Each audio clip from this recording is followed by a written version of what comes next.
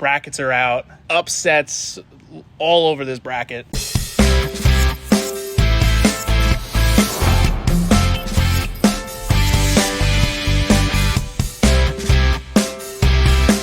All right, what's up, guys? Joe Wanderling here, BVSA Sports Show, episode 20. As you can see, I am riding solo today.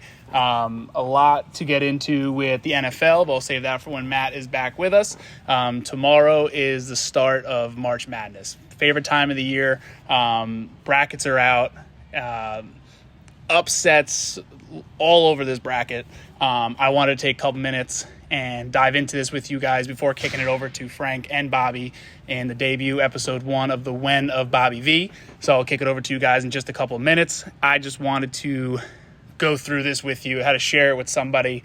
Don't have too many guys around here to go back and forth with, so might as well get myself on video giving you the not so expert picks. Obviously Friday morning we all wake up, brackets are busted, so going in clean slate, feeling good, thinking this is the year you'll win some pools, go perfect, all that good stuff. Let's dive right into it. Let's start upper left of your bracket in the South. Just going through your first 8 winners. Alabama, Maryland, pretty chalky. I'm going to use the word chalk a lot. That just means going with the favorites. 1-8 Alabama, Maryland. Maryland beating West Virginia. Sorry, Frank. Sorry, Matt. Frank's son, Matt's brother. Don't see West Virginia. Don't see the Mountaineers coming away with this one. I know it's a heavy public pick, but I'm going with Maryland. Underneath that are my first two big upsets, double-digit seeds, both 12 and 13, Charleston and Furman over San Diego State and Virginia. Both teams historically not so great in the tournament, Virginia being the big one, as they are the only team as a 1 seed to ever lose to a 16 seed.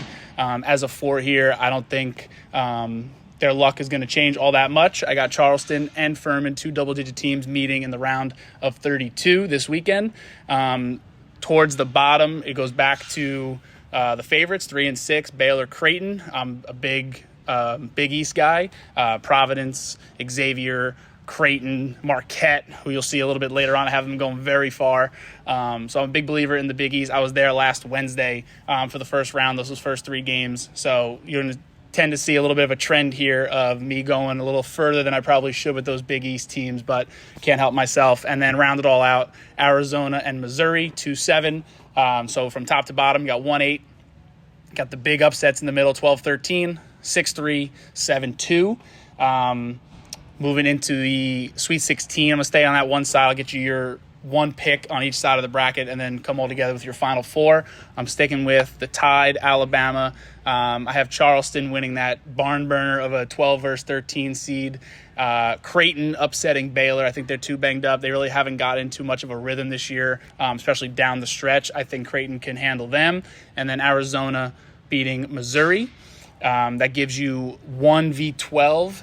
2v6 in your Elite 8. I'm sticking with Alabama, sticking with Arizona. I think these are the 2 far and away best teams on this side of the bracket. They're going to meet in the Elite 8, and I'm going to ride with that 1 seed, Alabama being the first team I have punching its ticket into the Final 4.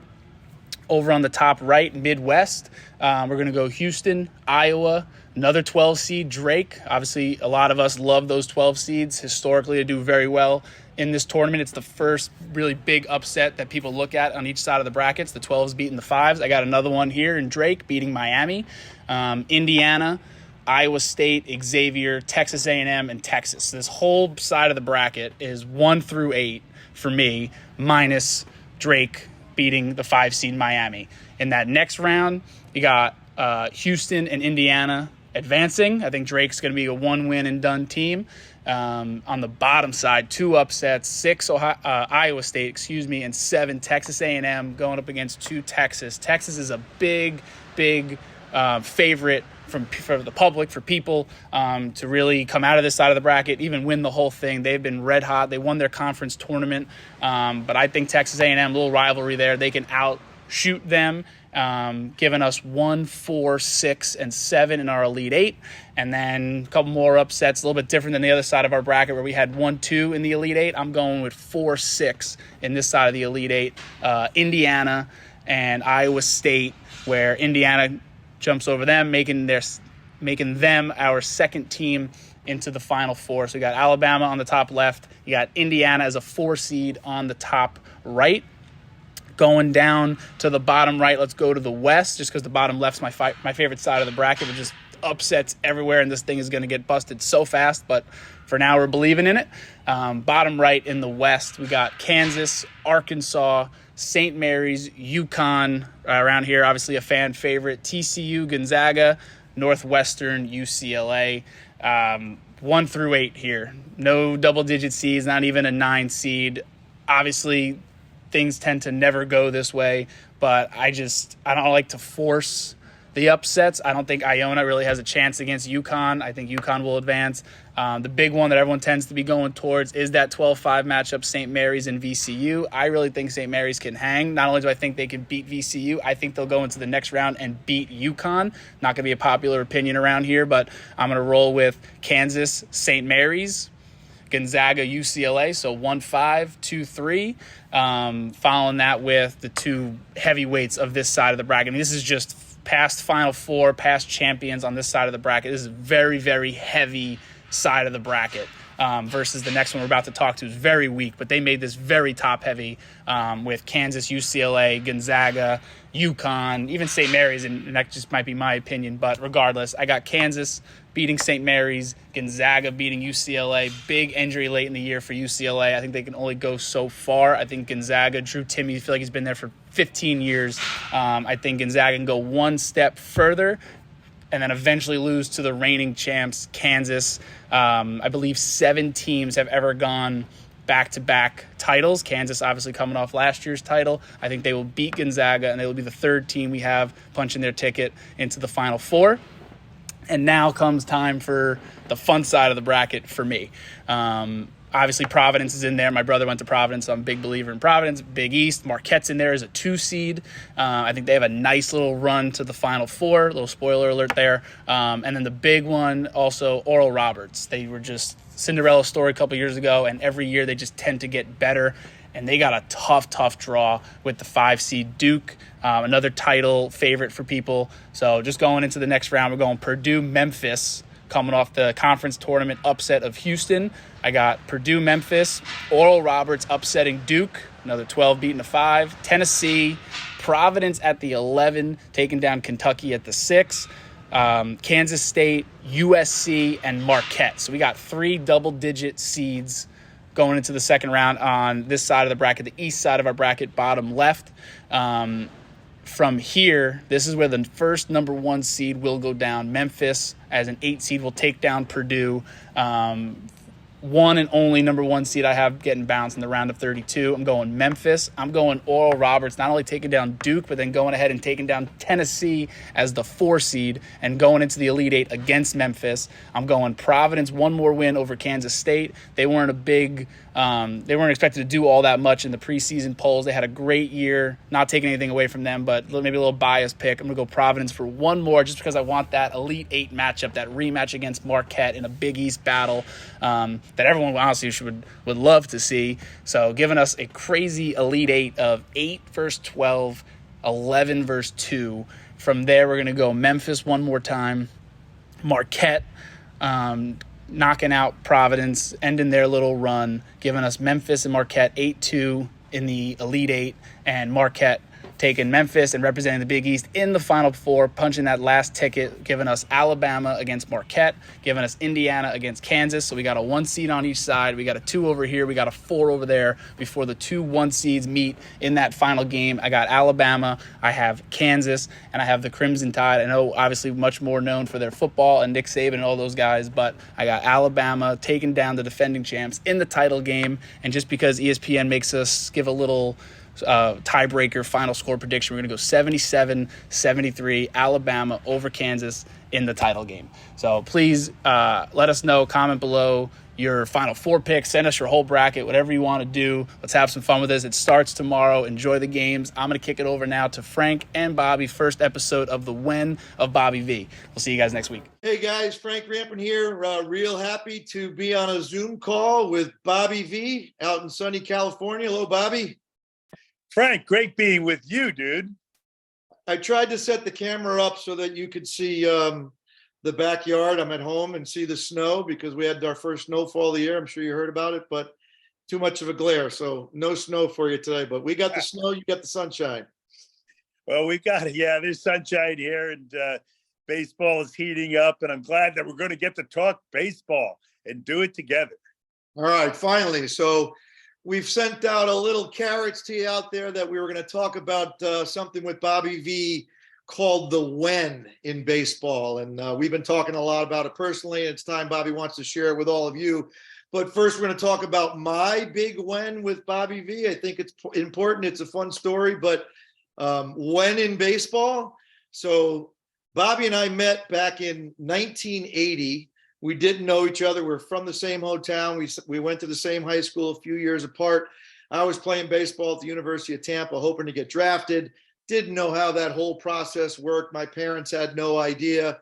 So I went to my summer coach, Bob Kennedy, the legend of Stamford, and asked him, hey, I might get drafted. How's the whole thing work? And he said, why don't you go talk to Bobby V? And I had never met Bobby V yet.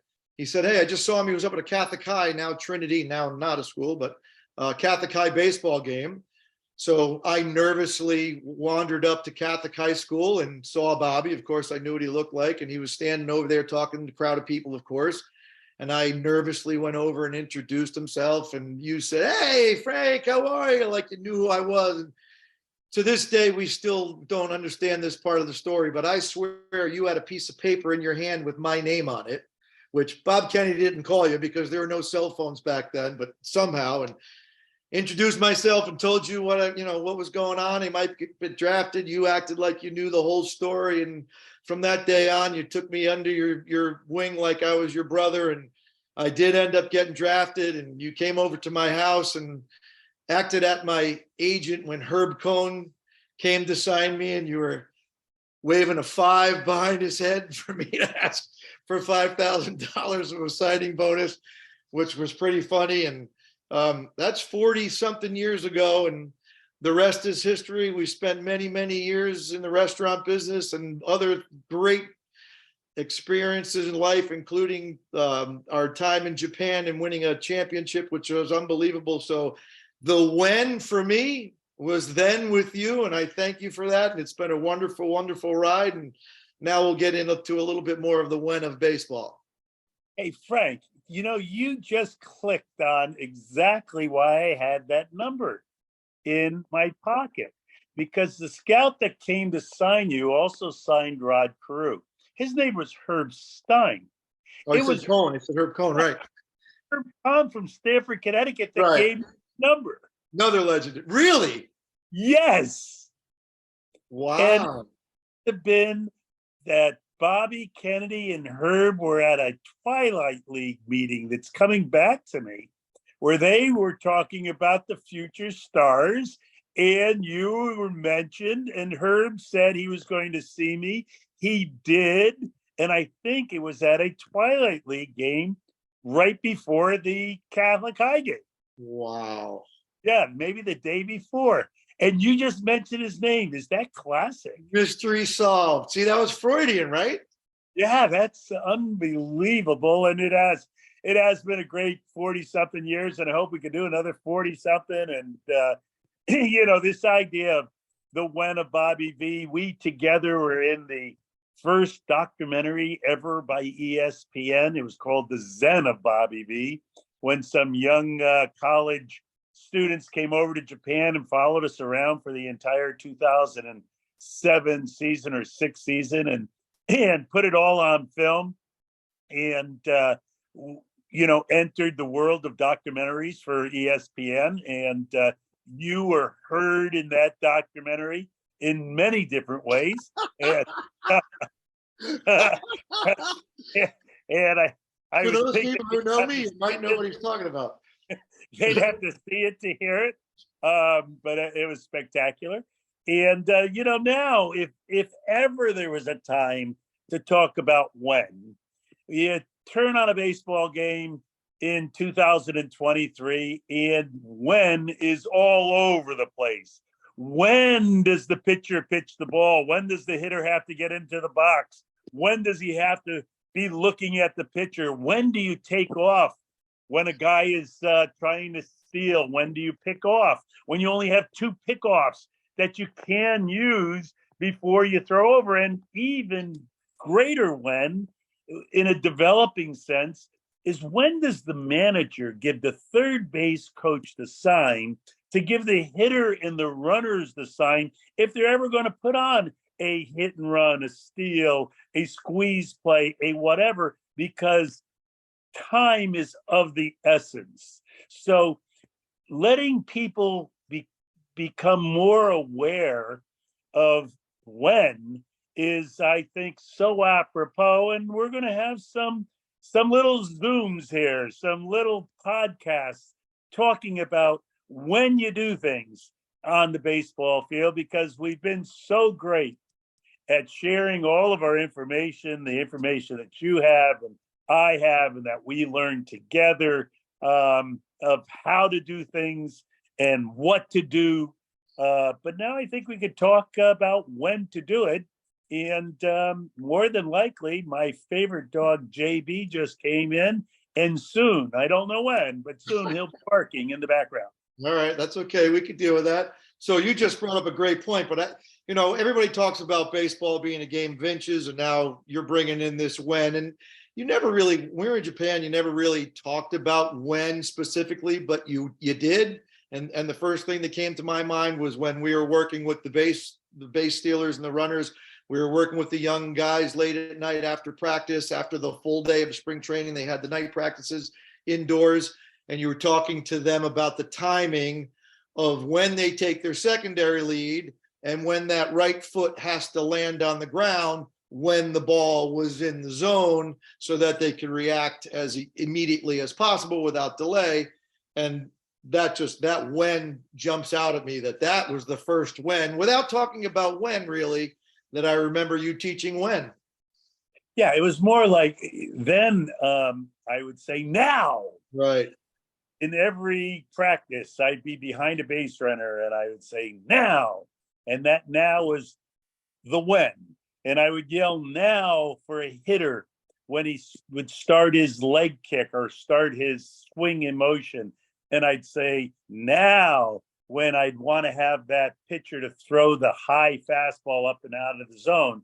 And so now, instead of now, we're going to talk about when, so that all the things that the young players who are watching this, or the older coaches who are watching this and are trying to make their team better and to apply all of the things they worked on during the off season in a game situation, I think the more they understand when to do things, the better they're going to be. So yeah, talk about, taking that lead, and the secondary lead, not even on a delayed steal, just on a secondary lead.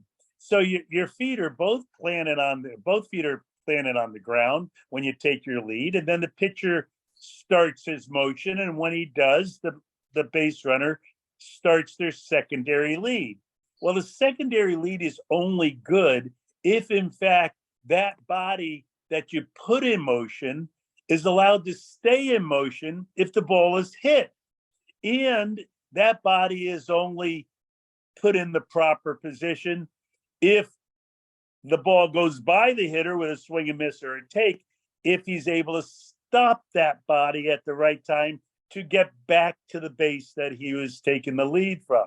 So that idea of when is a shuffle step in a secondary lead, and having that right foot, the foot closest to the next bag, about to come down as the ball is in the hitting zone. It's too late and it comes down after the ball is struck, you're getting a delayed start on your way to the base. If it's too late and you're coming down after the catcher catches the ball, you have a tendency of getting picked off. So you want to have it on time, and the when for taking that secondary lead or even taking a delayed steal lead is that the right foot is in the air and coming down. When the ball is in the front of the plate right in the hitting zone.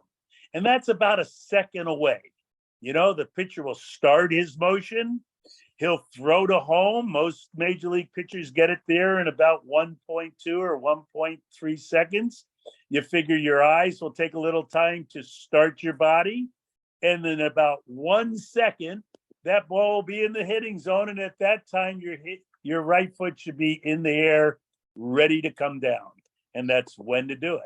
And, for everybody out there, we're going to be sharing these whens with you over the next couple of months in this When of Bobby V segment. And, just a quick story again, baseball was my life. I played pro ball and I thought I knew a lot about baseball until I spent 6 years in Japan with you. And what I learned from you in Japan and that slow motion camera that you have in your brain that amazed me. The whens that you are going to share with the people that are going to tune in and listen to this is going to be amazing. Trust me, because what I learned was amazing. And these whens are going to make baseball players better. And these whens are going to make teams better. And when your team is operating with the correct whens, it's going to be the difference between wins and losses. Yeah, I think if you do things on time and you understand, when you'll take the extra base and when you can throw the ball over the cutoff man's head and when you throw your best breaking ball and when you start your swing, if you understand all those whens, I guarantee you'll win more games. Now, here's another thing. Just that FYI, I was with one of our ex-players last night, Satoru Komiyama, who was a great pitcher for us for years in Japan. He also pitched for me with the Mets. He is now the head coach, the manager of the #1 baseball team, college baseball team in Japan. It's kind of the Harvard of Japan, Waseda University. And he's here in Southern California playing against Long Beach State and USC and in all these exhibition games. And I'm on my way to Japan. And this year's Chiba Lotte Marines staff has one of our ex-players from the Mets, Masato Yoshii, as the manager. They have Ono Shingo as the pitching coach. Oh, cool. Fukuda is the head coach. Hori is the hitting coach. And Kosaka is the base running coach. Wow. So all the members from different years of our teams are now heading up the Lotte team at the major league level in Japan. And we could be quite proud of that because we taught them for 6 years. And now 15 years later, they've been applying all the things that they've learned. And now they have very high positions in Major League Baseball in Japan. And Yoshi is also the pitching coach for the WBC team. Oh, cool. So, yeah, it's all kind of cool stuff. And what about Satazaki? Is he announcing for them or is he? Satazaki is like the announcer. We're doing this podcast. Satazaki was our catcher. The other guys all played for us, obviously. Satazaki is the voice of Japanese baseball now. He has a weekly podcast that everyone listens to. He does pre and post game shows like I do for the Angels to just talk about baseball. And he's out there. And Little Nishioka, who's a shortstop, is also managing in the independent league of Japan, developing young players. Cool. And you mentioned 2 guys there, which is a pretty cool story. My oldest son, Frankie, a switch hitting center fielder down in Florida, Palm Beach Atlantic, is a switch hitter because his first favorite player ever was in Japan, Nishioka. And Zach, who's at West Virginia, is a catcher because of Satazaki being his first favorite player. Pretty cool. And what's cool about that is when we got there and we saw the catchers, including Satazaki, getting so low and getting on one knee so often to give the target. and we watched it and wondered why and how they could do it so efficiently, and especially with that left knee. And now you see everyone doing it in the major leagues, which is, again, very cool. Yeah. So a lot of wins we're going to talk about, but when you said earlier, I'd love to hear a little bit on this. I didn't even think about this. I'm sure a lot of others haven't. The when on when the manager gives his signs to the third base coach with the time restrictions now. That's not easy.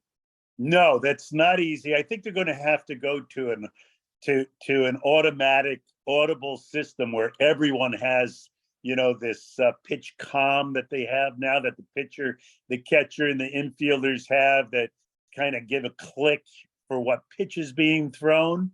I think you're going to have that same kind of word communication from the sidelines to the quarterback, if you will. That will be from the dugout to the third base coach to the runners. If in fact, managers and teams are going to want to put on plays. But again, we will talk about when it's a good time to squeeze, and when it's a good time to hit and run, and when it's a good time to take, and when it's a good time to take the extra base, because those are all the things that come into managing a game to win the game. Okay, so all those wins, we're going to give them any wins today, or is that? Yeah, I think it's one win. Everybody was wondering when Zach Rapper would get his first hit at the Division I level, and I think you might as well break that out here on our podcast, because he got his first of many hits for the University of West Virginia. Another cool little story, and thank you. So both Frankie and Zach, in their first plate appearances in college, first pitch, both got hits. So no matter what happens after that, you can't take that away from them. Good job, boys. Proud of you. Way to go, guys. And exactly. And there's a lot ahead for sure. So how about when Aaron Judge becomes this superstar, that he breaks Babe Ruth's New York Yankee and American League record for home runs in a season, and hitting 62. And during the winter, he's been analyzed, and people have talked about it, and I've watched, and other people have watched. And what changed last year with Aaron Judge, which he always did, but he didn't do as consistently, was when he lifted his front leg. As we all know, he's 6'7". He has one of the most, it's the biggest swing. We think about swing being short and compact. You hear that often.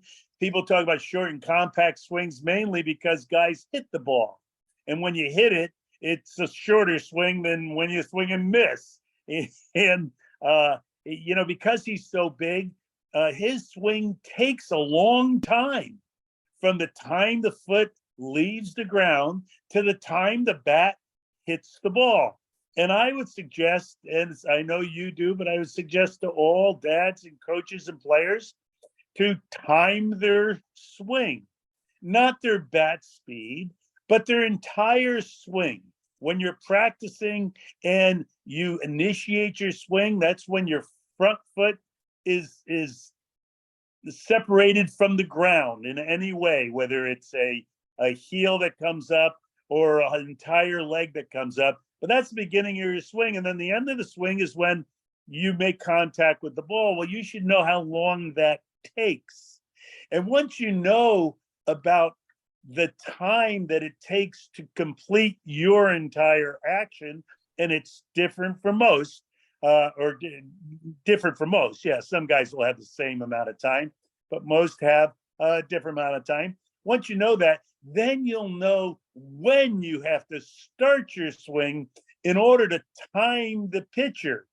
Again, Aaron Judge starts his swing often when the ball's behind the pitcher's back. Often when the pitcher breaks his hands, he's starting his swing. And you hear a lot of coaches say that you're supposed to wait on the ball. Well, you wait on the ball with the bat, but you don't wait on the ball with your entire swing. Your swing starts early so that you can be on time, and then you stop your swing when you determine that it's not the pitch that you want to hit hard. And that's a tough teach that requires a lot of focus and a lot of repetition and understanding.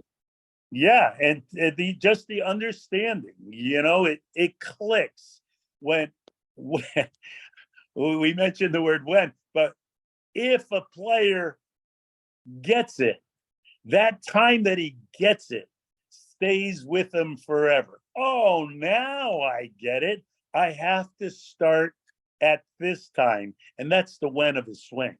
And that's the feel that we talk about all the time. We could say it till we're blue in the face about starting earlier, but when they feel that, like you said, they get it, and now they got it.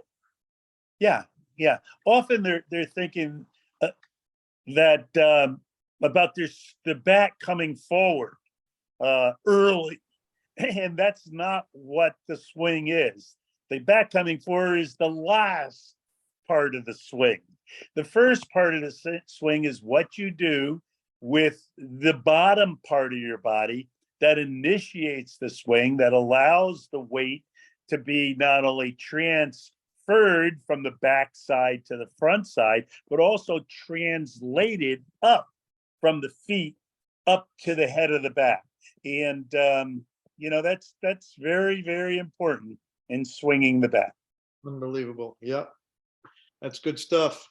So someday, along with these podcasts, we wouldn't mind people sending in videos that we could look at and check out and say, yeah, that looks like the right time to be doing things. You've got your when. And the other thing, now that it's baseball season, if you have time and you have some free time, there's always Valentine's Way that you could buy. It's a book that's out there on Amazon, and it will get you in the mood of playing baseball. And when you buy it, if you need it signed, send it to me or send it to the Academy, and an autograph could accompany that book at any time.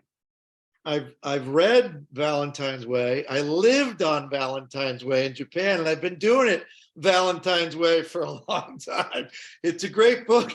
You should get it. And by the way, that's awesome what you said. If people want to send in videos and we could analyze them on this segment, that would be really cool. And I'm not positive this is going to be the definite way to do it, but if you want to send a video into info@bvacademy.com, we might be able to get that going right away. So be the first.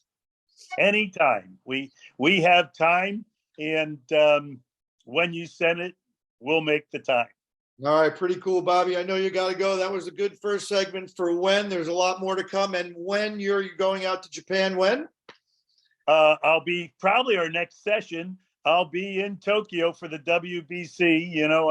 I'm senior advisor with the LA Angels, and I'm doing some of their TV. So I'm going to go over and make sure Ohtani does what he's supposed to do, playing for the Japanese team, Japanese team will be very good. The Dominican team will be very good. The USA team will be very good. And then there'll be a fourth team here in Miami, I believe, for the finals. And I'm not sure which team's going to get the breaks. It might be Venezuela. It might be Puerto Rico. But we have to see what shakes down in the WBC, the World Baseball Classic. And interestingly enough, the first World Baseball Classic was won by Japan in 2006. And that team had 8 of the players from Frank and mine Chiba Lotte Marines championship team from 2008. And our spring training was disjointed. Yeah, but also they had Isun Yap also. Right. Yeah. Players, yeah. Right? Isun Yap, and then maybe somebody else. Val might have been there playing for Italy, I think, huh? Well, what a year for those guys. Won the Japan championship, the Asian championship, and then they go on to win the WBC. That was pretty sweet. Yeah, that was 5 championships for them in one calendar year. They were celebrating for sure. Hey, so everybody enjoy baseball? let us know how you can help. You know, Bobby Valentine Sports Academy is a wonderful place to cultivate your skills, to be around great people who enjoy the sport of baseball and other sports. Of course, soccer and lacrosse and softball are also practiced and performed there. So show up, have fun, and stay healthy. It's great being with you, Frank. And All right, Bobby, good to see you. Safe travels. Hopefully we'll see you in Japan next week. See you soon. Thanks, bro.